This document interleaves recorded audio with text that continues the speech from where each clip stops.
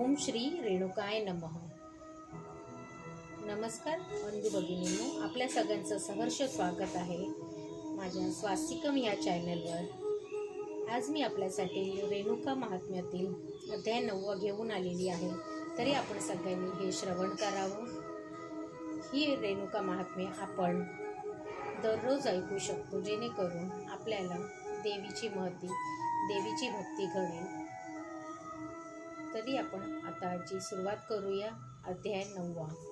ओम श्री रेणुकाय नमः. ओम श्री रेणुकाय नमः. ओम श्री रेणुकाय नमः. श्री गणेशाय नमः. श्री सरस्वतीभ्यो नमः. अध्याय 9.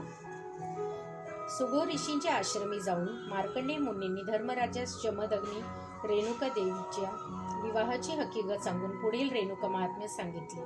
ते मी तुम्हास सांगते असे म्हणून शौनकादी ऋषींना सांगू लागले.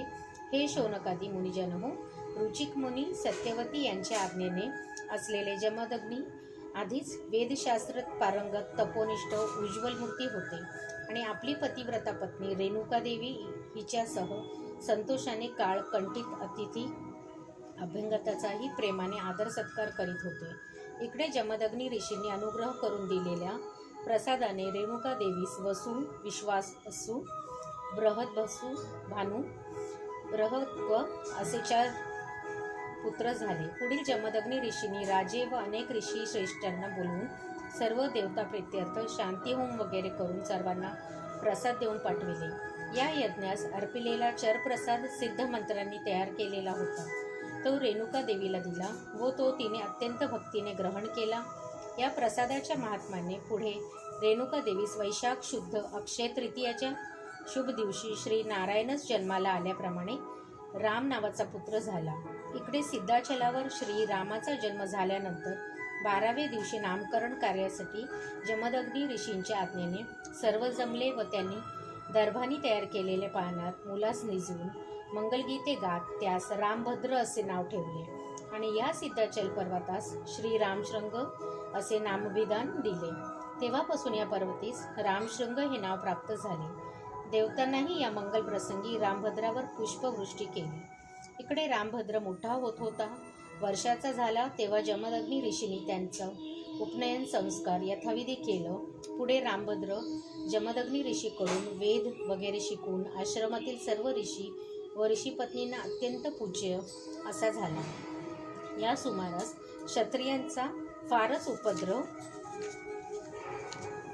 होऊ लागल्यामुळे गालव, मतंग, शांडिल्य, कौंडिन्य इत्यादी ऋषी रामशृंग पर्वतावर आले व त्यांनी आपणास क्षत्रियांकडून होणाऱ्या उपद्रवाची हकीकत जमदग्नींना सांगितली. त्यावर त्यांनी त्या सर्वांना आपल्या आश्रमातच राहण्यास सांगितले व ठेवून घेतले. दृष्ट क्षत्रियांना चांगली बुद्धी शिकवण्याचा मनात निश्चय केला. त्या दृष्ट क्षत्रियांचा दृष्ट आचरण रामभद्राच्या कानावरही आले होते. तेव्हा त्याने जागे करण्याच्या उद्देशाने धनुर्विद्या संपादन करण्याकरिता आपल्या वडिलांची परवानगी घेऊन रामभद्र कैलासास गेला. इकडे नित्यनेमाने रेणुका देवीने मलपहारी नदीच्या पाणी आणून पतीच्या पूजेची तयारी केली व आपण आपली सोमवारची पूजा यथाविधी करून सर्वांच्या प्रीतीस पात्र झाली. यावेळी मीन चैत्र मासाचा पुण्यकाल आला म्हणून जमदग्नी मुनीच्या आज्ञेने बरोबर एक ऋषिकुमार घेऊन मलपहारी नदीची पाणी आणण्याकरिता रेणुका देवी गेली. त्यावेळी तिथे कितीतरी राजस्त्रिया मलपहारी नदीमध्ये स्नान करून नाना तऱ्हेने व नाना रंगांनी मिश्रित अशी अत्यंत उंची वस्त्र नेसत होत्या व विविध प्रकारची दिव्याभरणे घालून जणू आपल्या वैभवाचे प्रदर्शन करीत होत्या. हे रेणुका देवीने प्रत्यक्ष पाहिले व ती मनात म्हणाली, मी रेणुका राजाची आवडती कन्या असून काय उपयोग. पित्याने दिलेले उंची वस्त्रभरणे सर्व सोडून पतीच्या आज्ञेप्रमाणे मला वल्कल्य नेसून रुद्राक्षमाला धारण करावी लागली ना. हे खरोखरीच माझे दुर्भाग्य होय असे मनात चंचल वृत्तीने तिने नदीमध्ये स्नान केले व ती गागर भरून घेऊन निघाली. तेव्हा बरोबर असलेल्या ऋषिकुमारास ती म्हणाली, मला नित्याप्रमाणे मलपहारी नदीचे उदक नेण्यास आज मला उशीर झाला आणि यामुळे जमदग्नी मुनी माझ्यावर खचित कोपणार. तेव्हा तो ऋषिकुमार म्हणाला, आई, थोडासा उशीर झाला म्हणून काय झालं, तुमची यात काय चूक आहे. रेणुका देवी म्हणाली, काहीही असो, अशा स्त्री जन्माला धिक्कार असो, असे मनात रेणुका देवी पश्चातापपूर्वक म्हणाली व जमदग्नी ऋषींच्या जवळ आली. तेव्हा ऋषींनी अंतर्दृष्टीने तिचा मनोभाव व पश्चाताप समजून घेतला व ते म्हणाले, प्रिय रेणुका देवी, आज तुला नदीहून येण्यास उशीर झाला. त्याचे कारण काय बरे? हे ऐकून रेणुका देवी म्हणाली, मी तरी काय सांगू. आज नदीवर कित्येक नरनारी स्नान करून उंची वस्त्रे नेसून व दिव्याभरणे घालून नटलेली मी पाहिली व मलाही अशा प्रकारची वस्त्रे नेसण्यास, अलंकार घालण्याचा काल केव्हा येणार आहे, अशा विचारात मी मग्न होते, म्हणून मला उशीर झाला. याशिवाय दुसरे काही कारण नाही, अशी आपल्या मनातील खरी गोष्ट तिने सांगितली.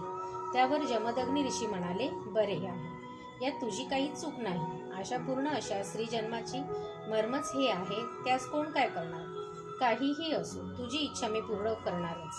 सुख शौनदाती म्हणून रामभद्र मातापित्यांची आज्ञा घेऊन कैलास पर्वतावर गेला व तेथे तपश्चर्या करून त्याने परमेश्वरास प्रसन्न करून घेतले आणि त्यांच्याकडून धनुर्विद्येचे शिक्षण घेऊन पार्वती देवीकडून अंबिकास्त्राची प्राप्ती करून घेतली व आनंदभरीत तो रामशृंग पर्वतावर आला आणि आपल्या माता पित्यास त्याप्रमाणे बंधूंनाही त्याने नमस्कार केला.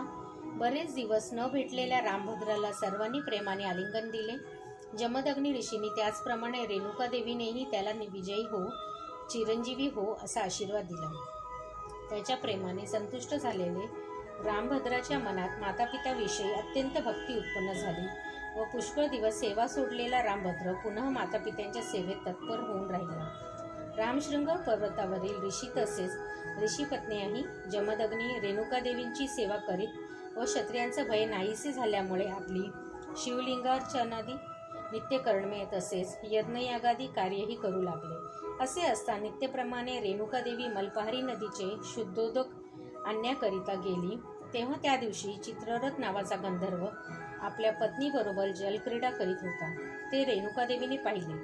तेव्हा आपणही आपल्या पती समवेत अशी जलक्रीडा करावी अशी इच्छा रेणुकादेवीच्या मनात उत्पन्न झाली व तो थोडा वेळ तेथे तशाच उभ्या राहिल्या व त्यांनी आपल्या मनास उपदेश केला की, हे मूर्ख मना, मी ऋषीपत्नी असल्यामुळे या गंधर्वासारखे आचरण करणे हा माझा धर्म नव्हे.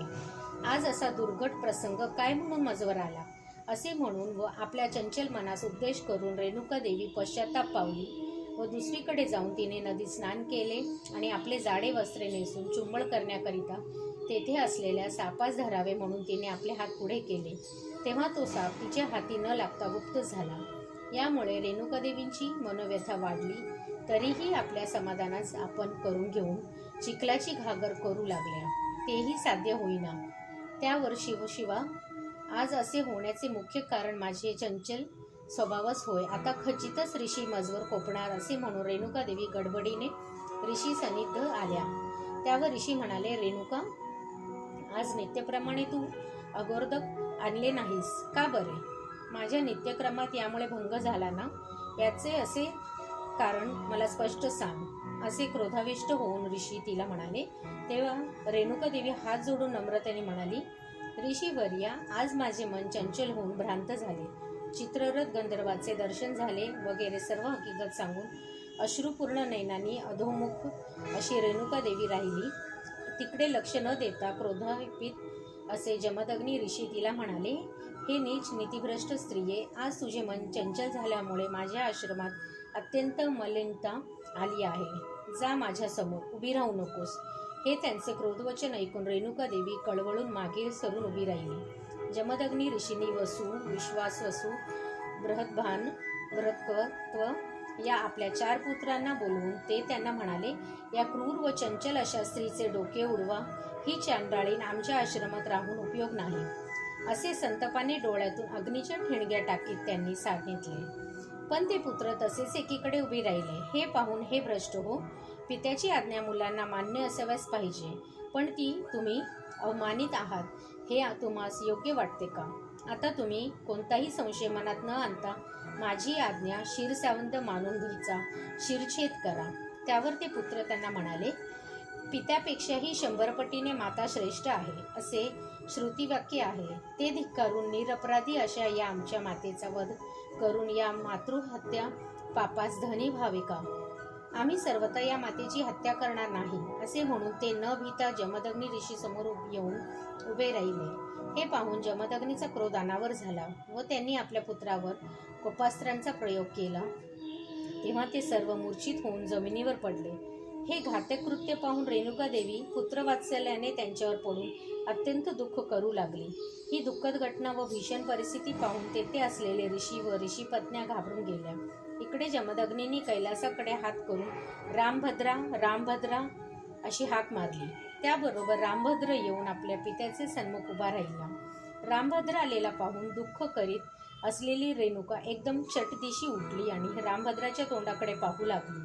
तेव्हा जमदग्नी रामभद्रास म्हणाले, हे रामभद्रा, चंचल मनाच्या व महापापी अशा या दृष्टीने शिरछेदन करण्यास तुझा चारही भावांनी सांगितलेले असता त्यांनी ते मान्य केले नाही. पहा ते भूमीवर कसे निष्कष्ट पडले आहे.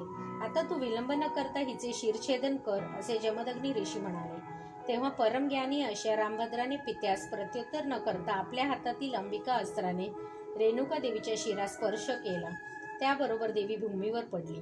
इतके झाल्यावर रामभद्राच्या पितृभक्तीने प्रसन्न झालेले जमदग्नी त्यास संतोषाने आपल्याजवळ बसवून घेतले व त्याच्या मस्तकावर आपला हात फिरवून ते म्हणाले, पुत्रा, मी तुझ्या भक्तीने प्रसन्न झालो आहे. तुला जे मागवायचे असेल ते माग, मी तुला ते तात्काळ देईन. त्यावर रामभद्र म्हणाला, पूज्य पिताजी, मी कसे कोणते महत्वाचे वर मागणे आहे? तुमच्या आज्ञेने निर्दोषी अशा मातेची मी हत्या केली, तेव्हा मातृहत्येच्या पथकास मी धनी झालो आहे. आता झाले ते पाहून गेले. या माझ्या मातेस व चारही भावंडांना आताच्या आता आपण सजीव करावे व असले हीन कृत्य तुमच्याकडून करावयाच्या लावलेल्या क्रोध देवतेला बाहेर घालवून टाकावे, एवढेच माझे आपणाकडे मागणे आहे. हे रामभद्राचे बोलणे ऐकून जमदग्नी म्हणाला, पुत्रा, तुझ्या मागणीने मी संतुष्ट झालो आहे. पहा, यांना मी आता उठवितो. असे म्हणून कमंडलूतील उदक मृतसंजीवनी मंत्राने अभिमंत्रून त्यांनी ते सर्वांवर शिंपडले. त्याबरोबर ते सारे स्वप्नातून जागे झाल्याप्रमाणे उठून बसले. जमदग्नी ऋषीने त्यांना प्रेमाने आलिंगन देऊन आपल्या हृदयाशी धरले. रेणुका देवीनेही पुत्रांचे प्रेमाने चुंबन घेतले व ती पतीच्या पाया पडली. रामभद्रही आपल्या आईच्या त्याचप्रमाणे बंधूच्या पाया पडला. त्याच्यावर देवतांनी आनंदसूचक अशी पुष्पवृष्टी केली. जमदग्नी ऋषी आपल्या 7 शिष्यांबरोबर इंद्रलोकात गेले. इंद्राने त्यांची पूजा केली. येथे येण्याचे कारण विचारले. ऋषी म्हणाले, आमच्या कुटुंबाचे उदरनिर्वाहासाठी आपण कामधेनू आपणास द्यावी. इंद्राने त्यांना कामधेनू दिली. कामधेनूला घेऊन ते रामशृंग पर्वतावर आले व आश्रमात बांधलेले ते इच्छिलेले रुचकर भोजन कामधेनू देत असे. एके दिवशी सहस्त्रार्जुन आपल्या असंख्य सेनासह तेथे आला. त्याला पाहून ऋषी सैरावैरा पळाले. त्यांनी जमदग्नी ऋषींना हे वृत्त कळवले. भविष्याचा विचार करून ते स्वतः राजाच्या स्वागताला गेले. राजाचा व त्याच्या सैन्याचा यथायोग्य पाहुणचार केला. कामधेनूच्या कृपेने त्यांना यथेष्ट भोजन दिले.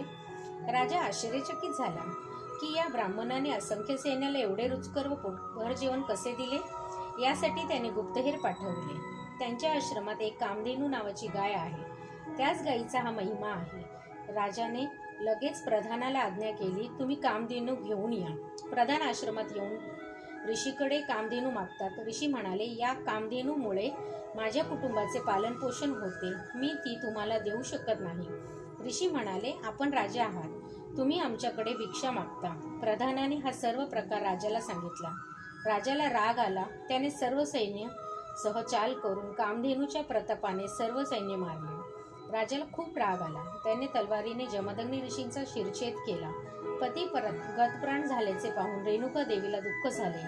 राजा स्वस्थानी निघून गेला. रेणुकेने भार्गवाचे स्मरण केले. तक्षणी भार्गव प्रकट झाला. वडिलांचे प्रेत पाहून त्याने मातेस विचारले. मातेने सर्व हकीकत सांगितली. परशुरामाने संपूर्ण पृथ्वी क्षत्रियरहित करीन अशी प्रतिज्ञा केली. परशु हातात घेऊन युद्धासाठी राजाला आवाहन केले. त्या दोघांमध्ये तुंबळ युद्ध झाले. अखेरीस परशुरामाने सहस्त्रार्जुनाचा वध केला. सर्वांना आनंद झाला. देवतांनीही पुष्पवृष्टी केली. अध्याय 9 समाप्त.